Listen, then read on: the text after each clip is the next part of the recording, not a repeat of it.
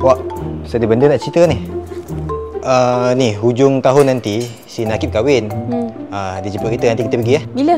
Tak tahu, hujung tahun lah. Dia buat kat mana? Tak pastilah yang tu. Habis tu bini dia orang mana? Orang Johor juga kot. Johor kat mana pula? Tak tahu. Lepas dia orang tunang? Baru-baru ni juga kot. Baru-baru ni? Habis tu apa reaction Nakib? Tak tahu. Habis tu reaction bini dia macam mana? Gila, saya tak tahu. Ni, cincin dia besar mana? Saya kena tahu ke yang tu? Kenalah. Nakib tu kawan awak kan? Ya, memang. Okey. Cerita dia, hujung tahun, dia kahwin, kita pergi. Tu je. Awak cakap dengan saya, awak ada cerita. Lepas tu mana ceritanya? Tak, dia gini. Cerita dia, akhir tahun nanti, Nakib kahwin, kita pergi.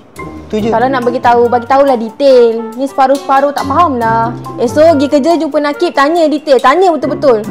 Semua benda kena tanya. Tentang Nakib pun tak tahu. Takkanlah dia tak tahu.